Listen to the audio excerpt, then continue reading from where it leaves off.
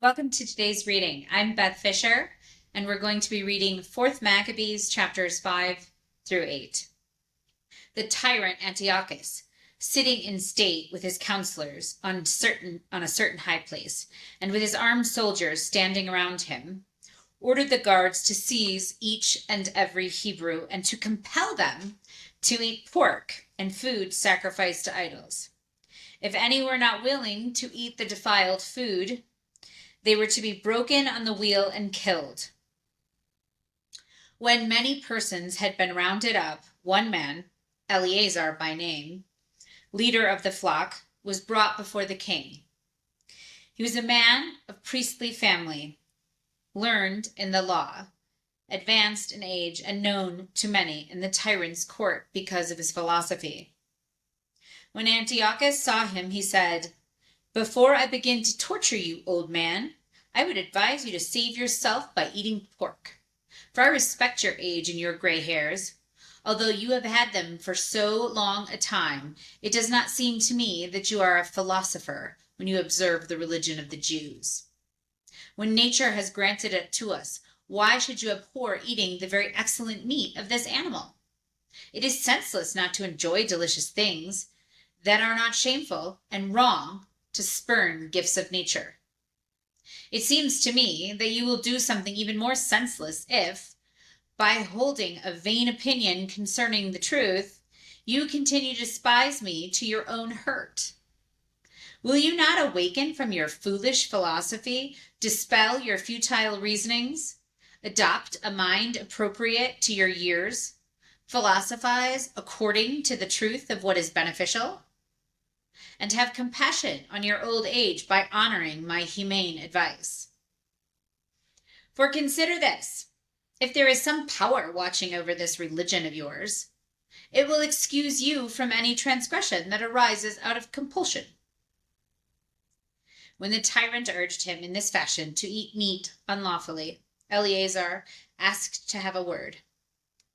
When he had received permission to speak, he began to address the people as follows. "We, O Antiochus, who have been persuaded to govern our lives by divine law, think that there is no compulsion more powerful than our obedience to the law. Therefore, we consider that we should not transgress it in any respect, even if, as you suppose, our law were not truly divine, and we had wrongly held it to be divine. Not even so would it be right for us to invalidate our reputation for piety. Therefore, do not suppose that it would be petty sin if we were to eat defiling food. To transgress the law in matters either small or great is of equal seriousness, for in either case the law is equally despised. You scoff at our philosophy as though living it by it were irrational, but it teaches us self-control, so that we master all pleasures and desires, and it also trains us in courage, so that we endure any suffering willingly. It instructs us in justice, so that in all our dealings we act impartially, and it teaches us piety, so that with proper reverence we worship the only living God.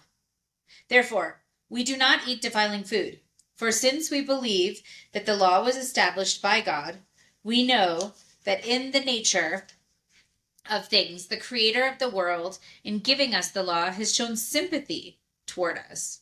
He has permitted us to eat what will be most suitable for our lives, but he has forbidden us to eat meats that would be contrary to this. It would be tyrannical for you to compel us not only to transgress the law, but also to eat in such a way that you may deride us for eating defiling foods, which are most hateful to us. But you shall have no such occasion to laugh at me, nor will I transgress the sacred oaths of my ancestors concerning the keeping of the law, not even if you gouge out my eyes and burn my entrails. I am not so old and cowardly as not to be young in reason on behalf of piety. Therefore, get your torture wheels ready and fan the fire more vehemently. I do not so pity my old age as to break the ancestral law by my own act. I will not play false to you, O law that trained me, nor will I renounce you, beloved self-control. I will not put you to shame, philosophical reason, nor will I reject you, honored priesthood, and knowledge of the law. You, O king, shall not defile the honorable mouth of my old age, nor my long life lived lawfully. My ancestors will receive me as pure as one who does not fear your violence, even to death. You may tyrannize the ungodly, but you shall not dominate my religious principles, either by words or through deeds. When Eleazar in this manner had made eloquent response to the exhortations of the tyrant, the guards who were standing by dragged him violently to the instruments of torture. First they stripped the old man, though he remained adorned with the gracefulness of his piety. After they had tied his arms on each side, they flogged him, while a herald who faced him cried out, "Obey the king's commands!" But the courageous and noble man, like a true Eleazar, was unmoved, as though being tortured in a dream. Yet, while the old man's eyes were raised to heaven, his flesh was being torn by scourges, his blood flowing, and his sides were being cut to pieces. Although he fell to the ground, because his body could not endure the agonies, he kept his reason upright and unswerving. One of the cruel guards rushed at him and began to kick him in the side to make him get up again after he fell. But he bore the pains and scorned the punishment and endured the tortures. Like a noble athlete, the old man, while being beaten, was victorious over his torturers. In fact, with his face bathed in sweat and gasping heavily for breath, he amazed even his torturers by his courageous spirit. At that point, partly out of pity for his old age, partly out of sympathy for their acquaintance with him, partly out of admiration for his endurance, some of the king's retinue came to him and said, "Eleazar, why are you so irrationally destroying yourself through these evil things? We will set before you some cooked meat. Save yourself by pretending to eat pork." But Eleazar, as though more bitterly tormented by this counsel, cried out, "Never may we, the children of Abraham, think so basely that out of cowardice we feign a role unbecoming to us.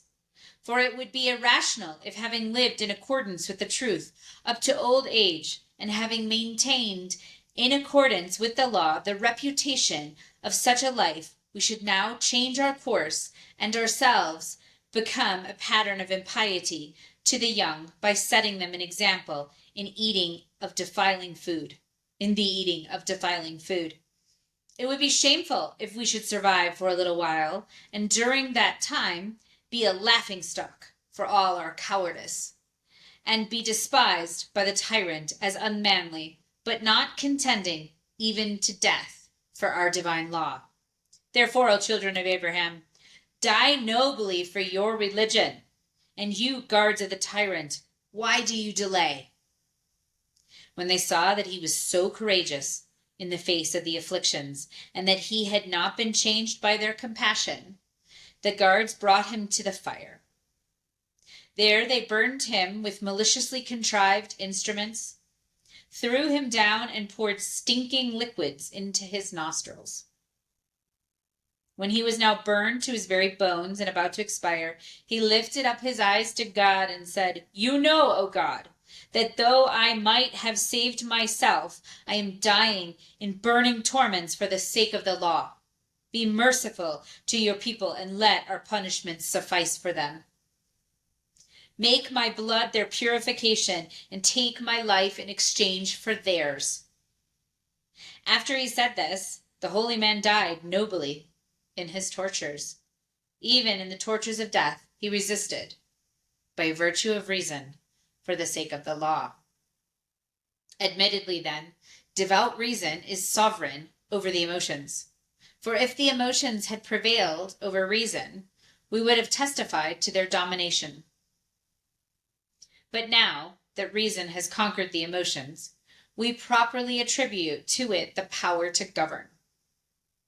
It is right for us to acknowledge the dominance of reason when it masters even external agonies.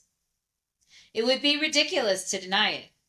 I have proved not only that reason has mastered agonies, but also that it masters pleasures, and in no respect yields to them. For like a most skillful pilot, the reason of our father Eleazar steered the ship of religion over the sea of the emotions, and though buffeted by the stormings of the tyrant and overwhelmed by the mighty waves of tortures, in no way did he turn the rudder of religion until he sailed into the haven of immortal victory. No city besieged with many ingenious war machines has ever held out as did that most holy man. Although his sacred life was consumed by tortures and racks, he conquered the besiegers with the shield of his devout reason. For in setting his mind firm like a jutting cliff, our father Eleazar broke the maddening waves of the emotions. O priest worthy of the priesthood, you neither defiled your sacred teeth nor profaned your stomach, which had room only for reverence and purity, by eating defiling foods. O man in harmony with the law and philosopher of divine life, such should be those who are administrators of the law, shielding it with their own blood and noble sweat in sufferings even to death. You, Father, strengthened our loyalty to the law through your glorious endurance, and you did not abandon the holiness that you praised, but by your deeds you made your words of divine philosophy credible. O aged man, more powerful than tortures, O elder, fiercer than fire, O supreme king over the passions, Eleazar. For just as our father Aaron, armed with the censer, ran through the multitude of the people and conquered the fiery angel, so the descendant of Aaron, Eleazar, through being consumed by fire, remained unmoved in his reason. Most amazing. Indeed, though he was an old man, his body no longer tense and firm, his muscles flabby, his sinews feeble, he became young again. In spirit through reason, and by reason, like that of Isaac, he rendered the many-headed rack ineffective. O man of blessed age and of vulnerable gray hair, and of law-abiding life, whom the faithful seal of death has perfected. If, therefore, because of piety, an aged man despised tortures even to death, most certainly devout reason is governor of the emotions. Some perhaps might say, not all have full command of their emotions, because not all have prudent reason. But as many as attend to religion with a whole heart, these alone are able to control the passions of the flesh, since they believe that they, like our patriarchs, Abraham, Isaac, and Jacob, do not die to God, but live to God. No contradiction, therefore, arises when some persons appear to be dominated by their emotions because of the weakness of their reason. What person who lives as a philosopher by the whole rule of philosophy and trusts in God and knows that it is blessed to endure any suffering for the sake of virtue would not be able to overcome the emotions through godliness? For only the wise and courageous are masters of their emotions. For this is why even the very young, by following a philosophy in accordance with devout reason, have prevailed over the most painful instruments of torture. For when the tyrant was conspicuously defeated in his first attempt, being unable to compel an aged man to eat defiling foods, then in violent rage he commanded that others of the Hebrew captives be brought, and that any who ate defiling food would be freed after eating. But if any were to refuse, they would be tortured even more cruelly. When the tyrant had given these orders, 7 brothers, handsome, modest, noble and accomplished in every way, were brought before him along with their aged mother. When the tyrant saw them grouped about their mother as though a chorus, he was pleased with them. And struck by their appearance and nobility, he smiled at them and summoned them nearer. Young men with favorable feelings, I admire each and every one of you, and greatly respect the beauty and number of such brothers. Not only do I advise you not to display the same madness as that of the old man who has just been tortured, but I also exhort you to yield to me and enjoy my friendship. Just as I am able to punish those who disobey my orders, so I can be a benefactor to those who obey me. Trust me then, and you will have positions of authority in my government, if you will renounce the ancestral tradition of your national life. Enjoy your youth by adopting the Greek way of life and by changing your manner of living. But if by disobedience you rouse my anger, you will compel me to destroy each and every one of you with dreadful punishments through tortures. Therefore, take pity on yourselves. Even I, your enemy, have compassion for your youth and handsome appearance. Will you not consider this, that if you disobey, nothing remains for you but to die on the rack? When he had said these things, he ordered the instruments of torture be brought forward so as to persuade them out of fear to eat the defiling food.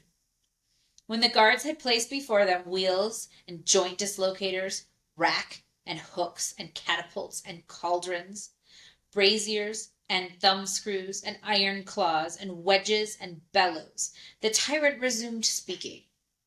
Be afraid, young fellows. Whatever justice you revere will be merciful to you when you transgress under compulsion.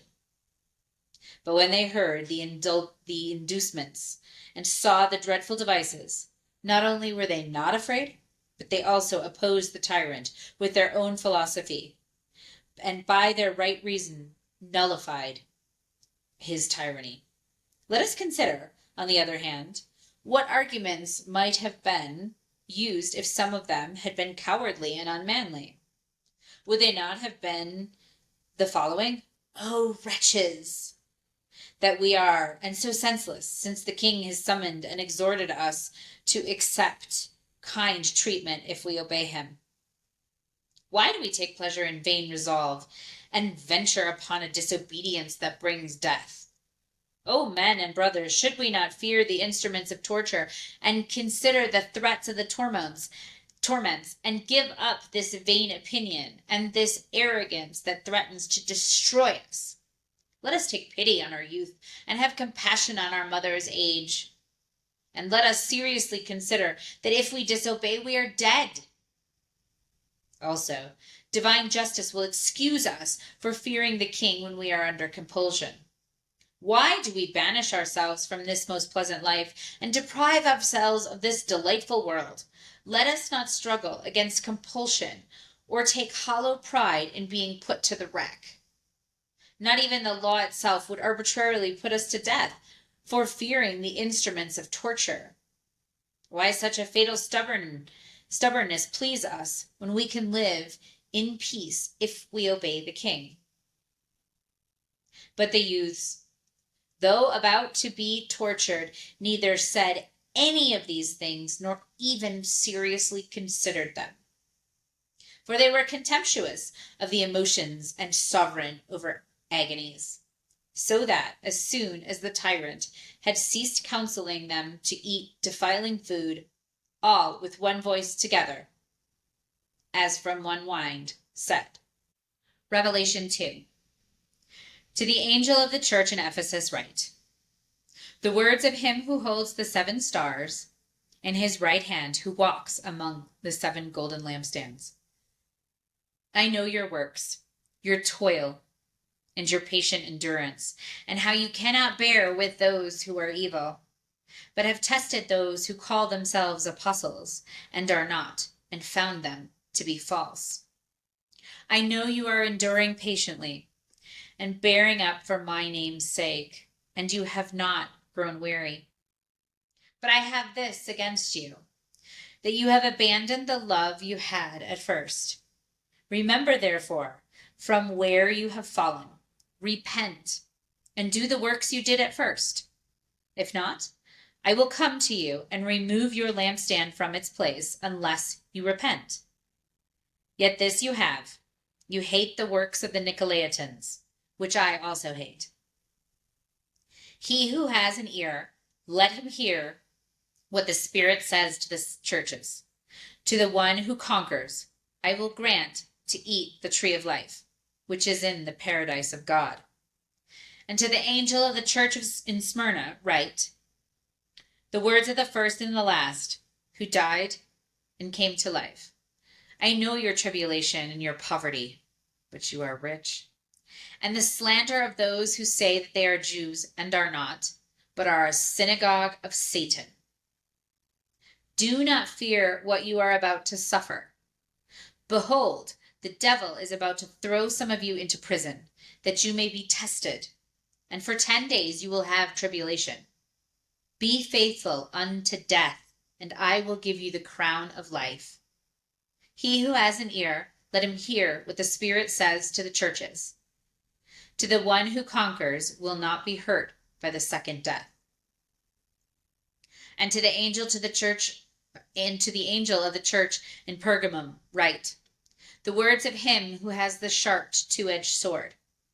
I know where you dwell, where Satan's throne is, yet you hold fast my name, and you did not deny my faith, even in the days of Antipas, my faithful witness, who was killed among you, where Satan dwells. But I have a few things against you. You have some there that hold to the teaching of Balaam, who taught Balak to put a stumbling block before the sons of Israel, so that they might eat food sacrificed to idols and practice sexual immorality. So also you have some who hold to the teaching of the Nicolaitans. Therefore repent. If not, I will come to you soon, and war against them with the sword of my mouth.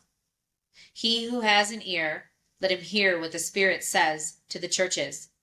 To the one who conquers, I will give some of the hidden manna, and I will give him a white stone with a new name written on the stone that no one knows except the one who receives it. And to the angel in the church in Thyatira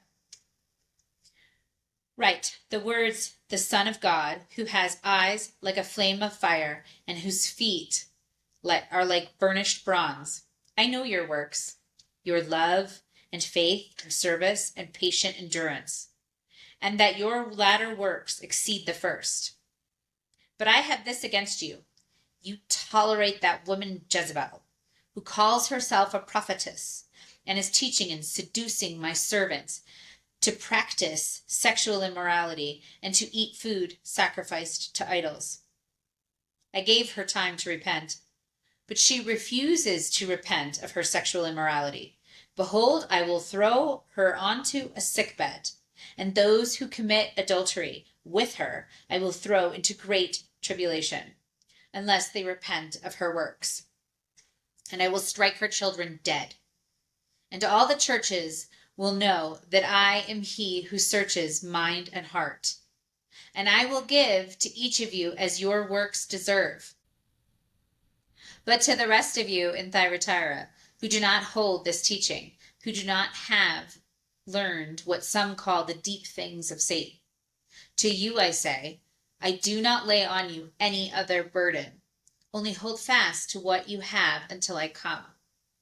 The one who conquers and who keeps my works until the end, to him I will give authority over the nations, and he will rule them with a rod of iron, as when earthen pots are broken into pieces, even as I myself have received authority from my Father, and I will give him the morning star. He who has an ear, let him hear what the Spirit says to the churches. Psalm 2. Why do the nations rage and the peoples plot in vain? The kings of the earth set themselves, and the rulers take counsel together as the Lord and against his anointed, saying, Let us burst their bonds apart and cast away their cords from us. He who sits in the heavens laughs. The Lord holds them in derision. Then he will speak to them in his wrath and terrify them in his fury, saying, As for me, I have set my king on Zion, my holy hill. I will tell of the decree. The Lord said to me, You are my son. Today I have begotten you. Ask of me, and I will make the nations your heritage, and the ends of the earth your possession. You shall break them with a rod of iron, and dash them in pieces like a potter's vessel. Now therefore, O kings, be wise. Be warned, O rulers of the earth. Serve the Lord with fear, and rejoice with trembling. Kiss the Son, lest he be angry, and you perish in the way, for his wrath is quickly kindled.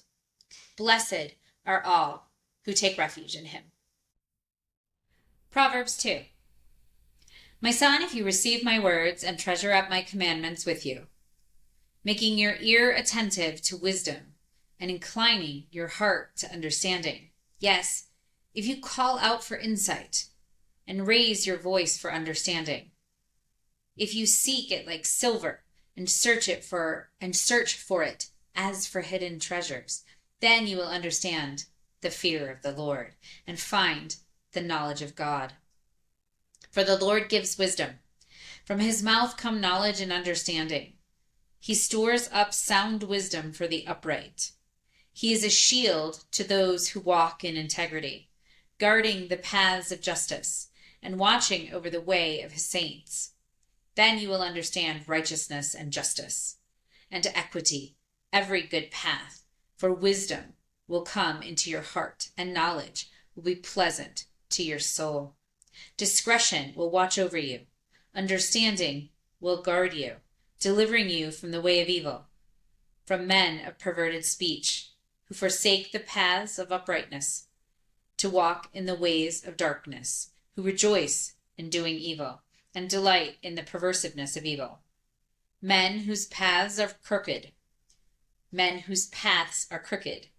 and who are devious in their ways.